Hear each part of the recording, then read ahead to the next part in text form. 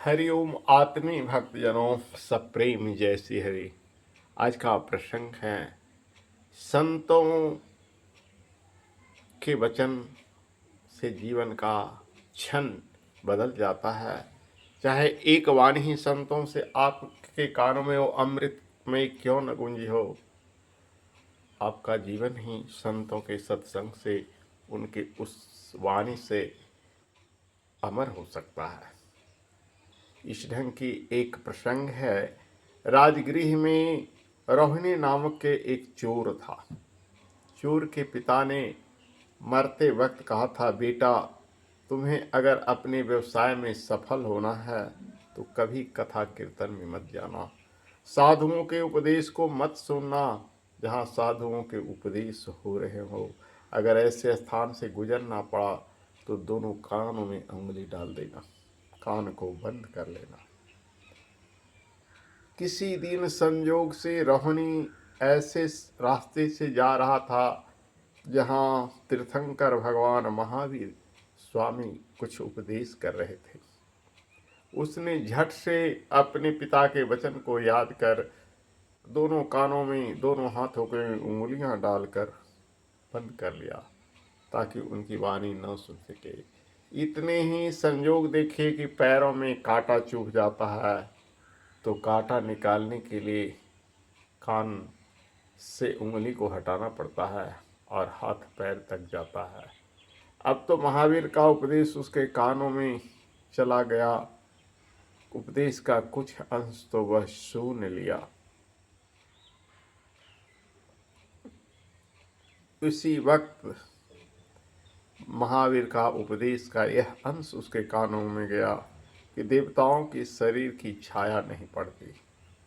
थोड़े दिनों के बाद वह चोरी के अपराध में पकड़ा गया। राज कर्मचारियों ने छल पूर्वक उससे उसकी पहचान को गलवाने की योजना बनाई। उन्होंने उसे औषधि देकर मूर्छित किया और एक उपवन में रख दिया। रोहिणी की जब मूर्छा दूर हुई तो अपनी चारों ओर मणि जड़ित मंडप, अद्भुत वृक्ष, बहुमूल्य वस्त्र आभूषणों से सुसज्जित सुंदर सुंदर स्त्रियों को देखकर वह दंग रह गया। उन स्त्रियों ने उनसे कहा कि महाराज, आप स्वर्ग में हैं, धरती पर आप किस नाम से पुकारे जाते हैं? देवलोक में झूठा बोलने पर आपको वापस पृथ्वी पर भेज दिया जाएगा। यह सुनकर रोहिणी अपनी परिचय देने जा ही रहा था कि उसको बीच में तीर्थंकर की वाणी स्मरण हो आया। उसने देखा कि स्त्रियों की शरीर की छाया पड़ रही थी, जो यह सिद्ध करती है कि यह स्थान देवलोक नहीं है। रोहिणी अपनी पहचान छिपाते हुए वहां से बच निकला और इस घटना का उस पर बहुत प्रभाव पड़ा।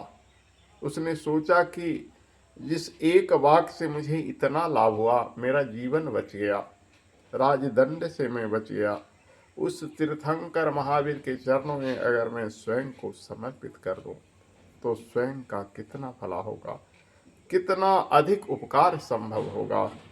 यह सोचकर वह चोर रोहिणी अपनी बुरे कृत्यों को त्याग कर अपने जीवन को संवारने के लिए भगवान महावीर के पास पहुंचा और उनके चरणों में गिरकर अपनी आप बीती कह सुनाया और कहा, प्रभु, मेरे गुनाह को माफ करते हुए मुझे नव जीवन प्रदान करें और अपना शिष्य बना लें, नई दिशा धारा दें, नई जिंदगी दें और नए प्रयोजनों में वो संलग्न हो गया। तो कहते हैं, संत पारस मणि होता है, उसकी वाणी जीवन को सुधार देता है, उसका स्पर्श जीवन के सारे पापों को धो देता है। उसकी सानिध्य का क्या कहना। अगर एक क्षण भी सच्चे संतों को सानिध्य मिल जाए तो नर नारायण बन सकता है, मानव महामानव बन सकता है। जितने भी बुरे से बुरे व्यक्ति महान हुए हैं, सबको सत्संग का लाभ मिला है, संतों को सानिध्य मिला है। जैसे रत्नाकार से वाल्मीकि हुए, देव ऋषि नारद की संसर्ग से। अंगुलीमाल डाकू महान परिव्राजक बन गया भगवान बुद्ध के संसर्ग से। आम्रपाली वेश्या जैसे अधम भी पाप मुक्त होकर भिक्षुणी बन गई भगवान बुद्ध के संसर्ग से। अशोक ने कितना हत्या किया था, खून की नदियां बहा दी थी, लेकिन बौद्ध धर्म कबूल कर लेने के बाद उसका नाम स्वर्णिम इतिहास में अमर हो गया। कहते हैं आज भी भारत के नोटों पर अशोक का सार स्तंभ जो 4 शेर वाला है, 3 शेर तो दिखाई पड़ता है, पीछे वाला नहीं दिखाई पड़ता। हर नोटों पर भारत का राष्ट्र चिन्ह बना हुआ है। तिरंगे में जो चक्र है वह अशोक चक्र ही जाना जाता है। तो वैसे हत्यारा नृशंस राजा की हम अपना राष्ट्रीय पहचान क्यों बना लिए?